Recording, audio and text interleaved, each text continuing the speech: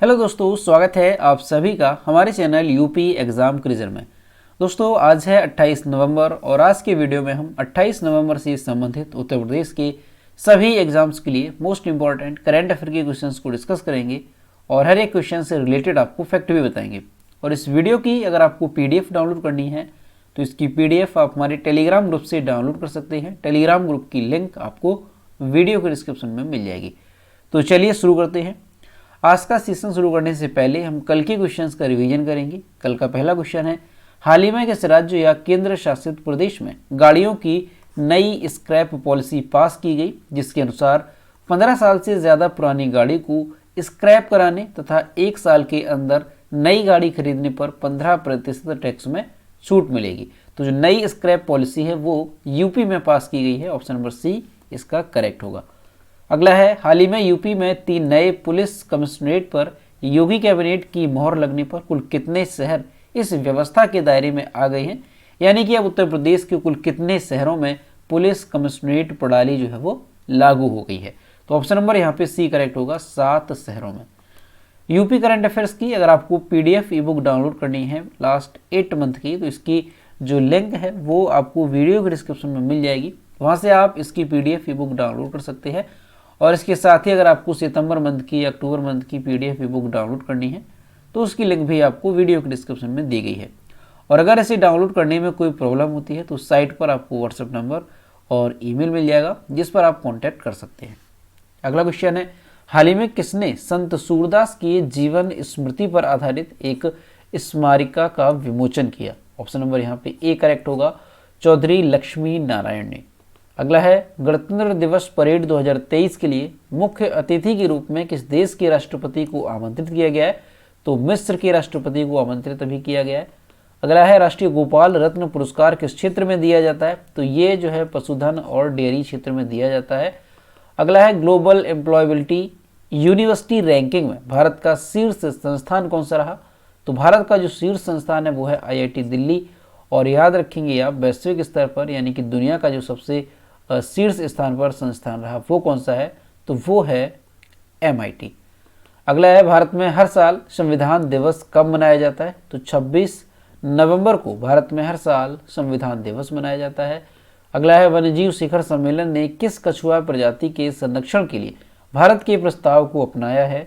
तो लीथ soft cell वाला जो कछुआ है इसके संरक्षण के लिए। अगला है, राष्ट्रीय दुग्ध दिवस कब मनाया जाता है? तो ये भी 26 नवंबर को मनाया जाता है। ऑप्शन नंबर डी इसका करेक्ट होगा।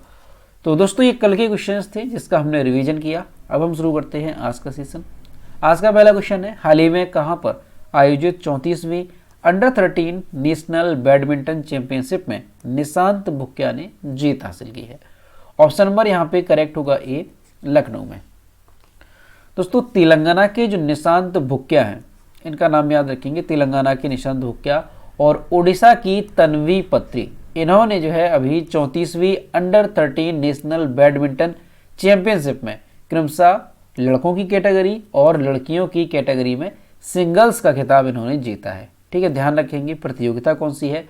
तो 34वीं अंडर 13 नेशनल बैडमिंटन चैंपियनशिप। ठीक, इसमें लड़कों की कैटेगरी में किसने जीता है? तो निशांत भुक्या जो कि तेलंगाना की हैं। और अगर हम गर्ल्स की बात करते हैं तो तन्वी पत्री ने सिंगल्स का खिताब जीता। अब ये जो कार्यक्रम है, ये जो प्रतियोगिता है, ये आयोजित कहाँ पे की गई थी? तो 23 नवंबर 2022 को यूपी बैडमिंटन अकादमी लखनऊ में ये जो है आयोजित की गई थी। ये काफ़ी इंपॉर्टेंट है, याद रखेंगे, हमारे यूपी के लखनऊ में ये आयोजित की गई। भुक्या ने आंध्र प्रदेश के अखिल रेड्डी बुवा को हराया, जबकि जो पत्री हैं तन्वी पत्री, उन्होंने 15वीं वरीयता प्राप्त दिव्यांशी गौतम को हराया है। ठीक, तो इस चीज़ को याद रखेंगे। तो यहाँ से आपको सारी बातें याद रखनी है कि जो 34वीं अंडर 13 नेशनल बैडमिंटन चैंपियनशिप है ये कहाँ पे आयोजित की गई? तो 23 नवंबर को यूपी बैडमिंटन अकादमी लखनऊ में ये आयोजित की गई। और इसमें लड़कों और लड़कियों की सिंगल्स का खिताब किसने जीता है? तो तेलंगाना की निशांत भुक्या, इन्होंने लड़कों की कैटेगरी में, और जो उड़ीसा की तन्वी पत्री हैं इन्होंने लड़कियों की कैटेगरी में। अगला क्वेश्चन है, हाल ही में किस संस्थान के छात्रों ने चालक रहित एक कार बनाई है?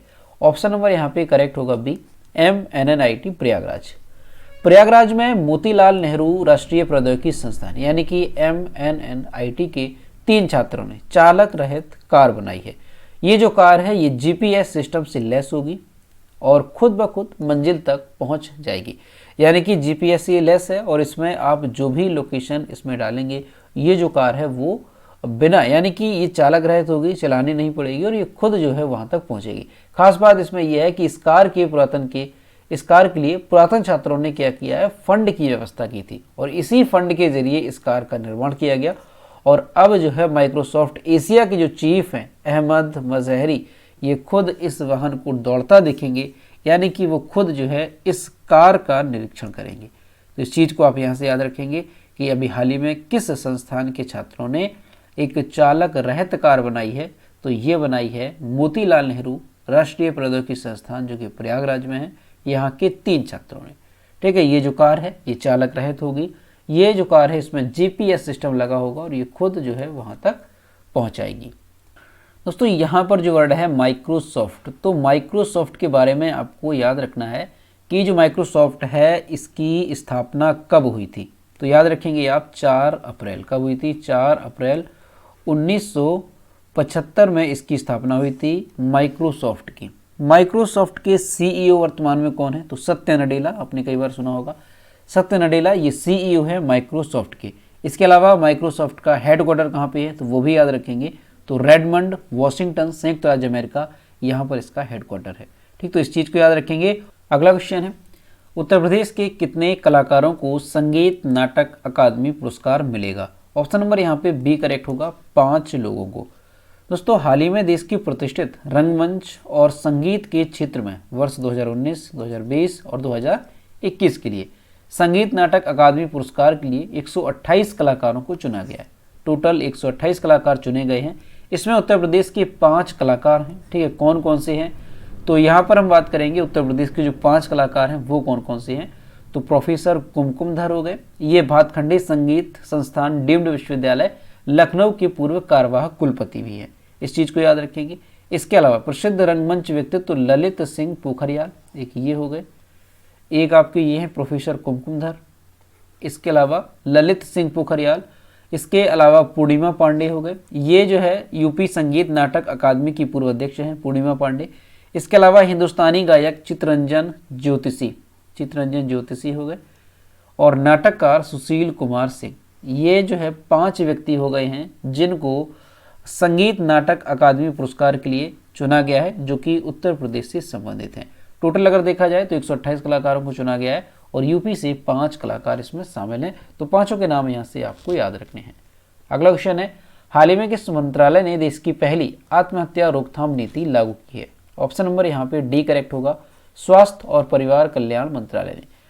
दोस्तों हाल ही में स्वास्थ्य और परिवार कल्याण मंत्रालय ने 22 नवंबर को राष्ट्रीय आत्महत्या रोकथाम रणनीति की घोषणा की है। अब ये जो नीति की घोषणा की गई है इसके तहत 2030 तक आत्महत्या मृत्यु दर में 10% की कमी लाने का जो लक्ष्य है वो रखा गया है और इसके लिए समयबद्ध कार्य योजना और बहुक्षेत्रीय सहयोग के साथ यह देश में अपनी तरह का पहला कार्यक्रम है।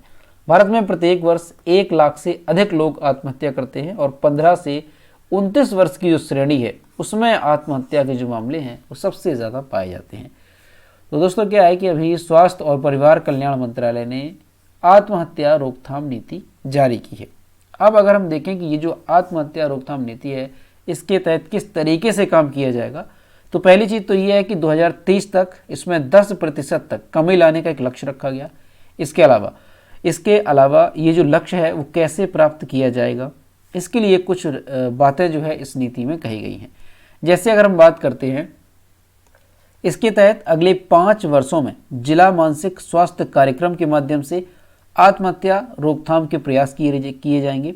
इसके अलावा मनोरोग और बाह्य रोगी विभाग भी स्थापित किया जाएगा। इसके अलावा ये जो नई नीति है इसके तहत अगले 8 वर्षों के भीतर सभी जो शैक्षणिक संस्थान हैं उसमें भी एक मानसिक कल्याण पाठ्यक्रम को शामिल किया जाएगा।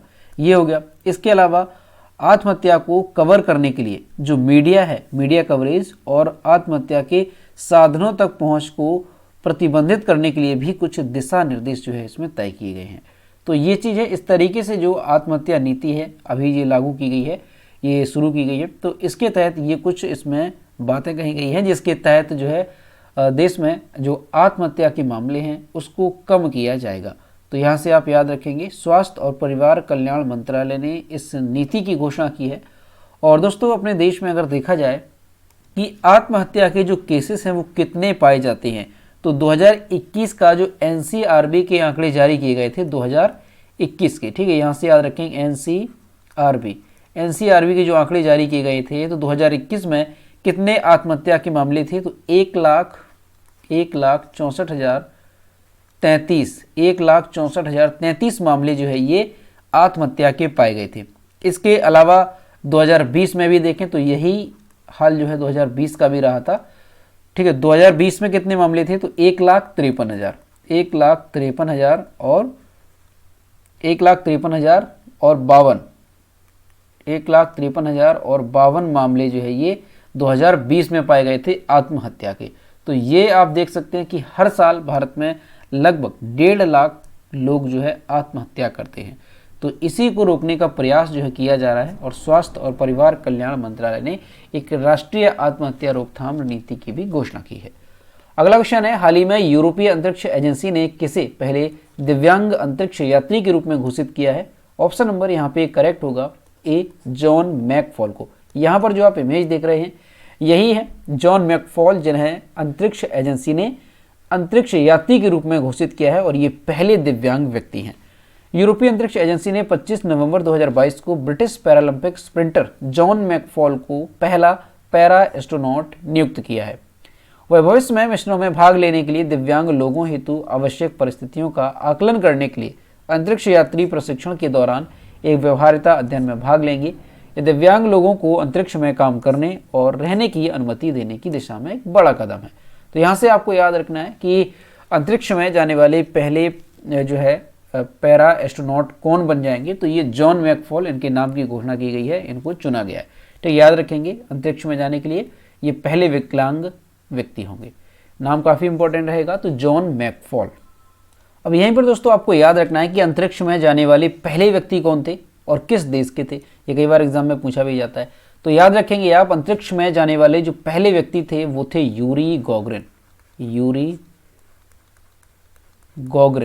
ये जो है पहले व्यक्ति थे अंतरिक्ष में जाने वाले, और ये किस देश से संबंधित थे, तो आपको याद रखना है ये रूस से संबंधित थे, यानी कि ये रूस के वैज्ञानिक थे। इस चीज़ को याद रखेंगे, यूरी गॉगरिन ये रूस के वैज्ञानिक थे। और ये कब अंतरिक्ष में गए थे, तो उसको भी आपको याद रखना है, 1961 में ये अंतरिक्ष में गए थे, ठीक है। इस चीज़ को याद रखेंगे। और किस रॉकेट से गए थे ये भी कई बार एग्जाम में पूछ लिया जाएगा, तो याद रखेंगे आप कौन सा रॉकेट था, तो वॉस्टोक रॉकेट, ठीक है। याद रखेंगे कौन सा है, वॉस्टोक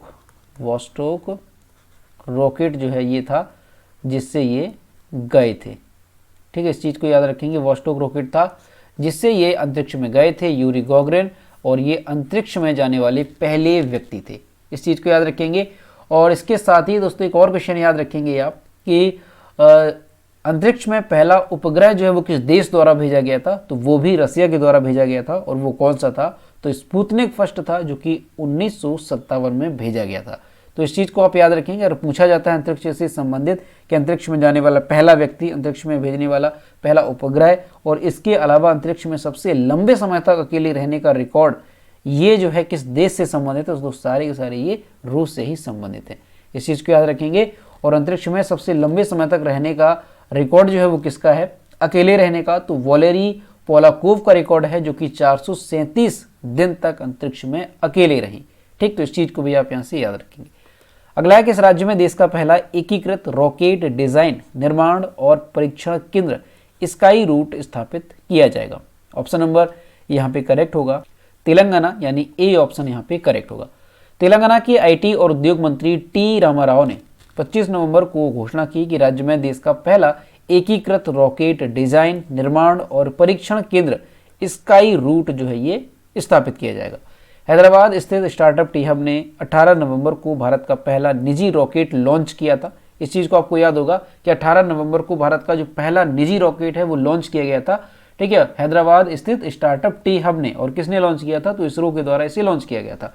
उन्होंने कहा कि राज्य सरकार ने पहले ही स्पेस टेक नीति विकसित कर ली है। दुनिया की कुछ ही कंपनियों ने रॉकेट साइंस में महारत हासिल की है और पहली कोशिश में सफलता हासिल की है। तो ये चीज़ याद रखेंगे आप कि अभी जो है तेलंगाना में देश का पहला एकीकृत रॉकेट डिजाइन, निर्माण और परीक्षण केंद्र स्काई रूट जो है स्थापित किया जाएगा। तो याद रखेंगे अगर इस तरह से पूछा जाए किस राज्य में, तो तेलंगाना में, और उसका नाम क्या रहेगा, तो स्काई रूट नाम से। इस चीज को भी यहाँ से याद रखना है। अगला है भारतीय सेना और किस देश की सेना के बीच द्विपक्षीय सैन्य प्रशिक्षण अभ्यास ऑस्ट्रा हिंद 22 शुरू होगा। ऑप्शन नंबर यहाँ पे सी करेक्ट होगा, ऑस्ट्रेलिया। दोस्तों भारतीय सेना और ऑस्ट्रेलिया की जो सेना है उसके बीच, याद रखेंगे ऑस्ट्रेलिया की सेना, इसके बीच सैन्य प्रशिक्षण अभ्यास ऑस्ट्रा हिंद 22 28 नवंबर 2022 को महाजन फील्ड फायरिंग रेंज राजस्थान में शुरू होगा। ये जो अभ्यास है ये 28 नवंबर से 11 दिसंबर 2022 तक चलेगा। ऑस्ट्रा हिंद श्रृंखला का यह पहला अभ्यास है जिसमें दोनों देशों की सेनाओं के सभी अंगों एवं सभी सेवाओं की टुकड़ियां हिस्सा लेंगी। तो यहाँ से आपको याद रखना है, तो नाम से ही याद रख सकते हैं क्योंकि ऑस्ट्रा हिंद 22 तो याद रख सकते हैं ऑस्ट्रेलिया से ये संबंधित है। ठीक, ऑस्ट्रा हिंद, हिंद से आप समझ सकते हैं हिंदुस्तान और ऑस्ट्रा से ऑस्ट्रेलिया। तो भारत और ऑस्ट्रेलिया के बीच का ये सैन्य अभ्यास है। ठीक है, कहाँ पे होगा, तो राजस्थान में शुरू होगा। 28 नवंबर से लेकर के 11 दिसंबर तक ये जारी रहेगा। अगला क्वेश्चन है टीबी मुक्त भारत अभियान की राष्ट्रीय दूत कौन बनी। ऑप्शन नंबर यहाँ पे करेक्ट होगा बी, दीपा मलिक। यहाँ पर जो आप इमेज देख रहे हैं ये दीपा मलिक हैं जो कि टीबी मुक्त भारत अभियान की राष्ट्रीय दूत बनी है। दोस्तों पद्मश्री एवं खेल रत्न अर्जुन पुरस्कार से सम्मानित भारत की पहली महिला पैरालंपिक पदक विजेता और भारत की पैरालंपिक समिति के अध्यक्ष डॉक्टर दीपा मलिक ये क्षय रोग यानी कि टीबी मुक्त भारत अभियान की राष्ट्रीय दूत और निक्षय मित्र बनकर इस अभियान को अपना समर्थन देने का संकल्प लिया। तो यहाँ से आपको याद रखना है, ठीक है, कि अभी जो है क्षय रोग यानी कि टीबी मुक्त जो भारत अभियान है इसकी राष्ट्रीय दूत के रूप में किसको नामित किया गया है, तो ये हैं दीपा मलिक। और दीपा मलिक कौन है, तो इससे संबंधित भी क्वेश्चन आपको याद रखना है। ये भारत की पहली महिला पैरालंपिक पदक विजेता है। ठीक है, ये रिकॉर्ड इनके नाम पर है, याद रखेंगे। भारत की पहली महिला पैरालंपिक पदक विजेता कौन है, तो ये हैं दीपा मलिक। और इसके अलावा वर्तमान में भारत की पैरालंपिक समिति के अध्यक्ष कौन है, तो यही है दीपा मलिक। अगला क्वेश्चन है किस मंत्री ने हाल ही में India the mother of democracy पुस्तक का विमोचन किया। ऑप्शन नंबर यहाँ पे ए करेक्ट होगा, धर्मेंद्र प्रधान ने। तो याद रखेंगे कौन सी पुस्तक है, तो India the mother of democracy. ये जो पुस्तक है इसका विमोचन किया है किसने, तो केंद्रीय शिक्षा और कौशल विकास जो मंत्री हैं धर्मेंद्र प्रधान, इन्होंने इस पुस्तक का विमोचन किया। ये जो पुस्तक है भारतीय ऐतिहासिक अनुसंधान परिषद द्वारा तैयार और प्रकाशित की गई है। इस चीज को याद रखेंगे, पुस्तक का नाम India the mother of democracy, विमोचन किसने किया, तो धर्मेंद्र प्रधान। अगला क्वेश्चन है हाल ही में किस पत्रकार को कोविड-19 राहत प्रयासों हेतु जयपुर फुट यूएसए पुरस्कार से सम्मानित किया गया। ऑप्शन नंबर यहाँ पे सी करेक्ट होगा, दानिश मंजूर भट्ट को। दोस्तों भारत के एक पत्रकार को कोविड-19 महामारी की दूसरी घातक लहर के दौरान प्रभावित लोगों की मदद करने के प्रयासों के लिए मानवीय पुरस्कार से सम्मानित किया गया। मूल रूप से कश्मीर घाटी के रहने वाले हैं ये दानिश मंजूर भट्ट, और इनको न्यूयॉर्क में भारत के महावाणिज्य दूतावास में आयोजित एक समारोह में इस सप्ताह जयपुर फुट यूएसए जो अवार्ड है इससे सम्मानित किया गया। ठीक है, इस चीज़ को याद रखेंगे। तो कौन सा पुरस्कार है, जयपुर फुट यूएसए। तो पहले वैश्विक मानवीय पुरस्कार से इनको जो है सम्मानित किया गया है। और ये हैं कहाँ के, तो मूल रूप से ये कश्मीर घाटी के रहने वाले हैं, दानिश मंजूर भट्ट, नाम याद रखेंगे। और ये जो पुरस्कार है कहाँ पे दिया गया, तो न्यूयॉर्क में ये एक समारोह आयोजित किया गया था जहाँ पर ये पुरस्कार दिया गया। तो याद रखेंगे आप क्यों दिया गया, तो कोविड-19 महामारी की जो दूसरी लहर आई थी उसमें इन्होंने प्रभावित लोगों की मदद की है और उसी के चलते ये अवार्ड इनको दिया गया। तो याद रखेंगे दानिश मंजूर भट्ट हैं कहाँ के, कश्मीर के ये रहने वाले हैं। तो दोस्तों ये थे 28 नवंबर से संबंधित उत्तर प्रदेश के सभी एग्जाम्स के लिए मोस्ट इंपॉर्टेंट करंट अफेयर के क्वेश्चन जो कि हमने डिस्कस किए। अब हम देखते हैं कल के वीडियो को, क्वेश्चन जो हमने आपसे पूछा था। ये रहा कल का क्वेश्चन जो हमने आपसे पूछा था कि कौन सा फुटबॉलर 5 वर्ल्ड कप में गोल करने वाला पहला खिलाड़ी बन गया है। ऑप्शन नंबर यहाँ पे ए करेक्ट था, क्रिस्टियानो रोनाल्डो। और लगभग सभी स्टूडेंट्स ने इसके सही जवाब किए। लेकिन मैं आपसे रोज कहता हूँ कि जो भी क्वेश्चन आपसे पूछा जाए तो सभी लोग कोशिश किया करो कि क्वेश्चन का आंसर करें। ये रहा आज का क्वेश्चन। अमेरिका स्थित consulting firm morning consult political intelligence कि एक सर्वेक्षण के अनुसार दुनिया की सबसे लोकप्रिय नेता कौन है। इसका जो भी करेक्ट आंसर है वो आपको कमेंट बॉक्स में बताना है और सभी लोग क्वेश्चन का आंसर जरूर करेंगे। तो दोस्तों आज का वीडियो कैसा लगा? अगर वीडियो पसंद आया है तो इसे लाइक करें, अपने दोस्तों के साथ शेयर करें और अगर अभी तक हमारे चैनल पर नए हैं तो चैनल को सब्सक्राइब करना ना भूलें। साथ ही बेल आइकन को भी प्रेस करें ताकि सारे वीडियोस की नोटिफिकेशन आप तक टाइम पर पहुंचती रहे। तो मिलते हैं नेक्स्ट वीडियो में। Thank you.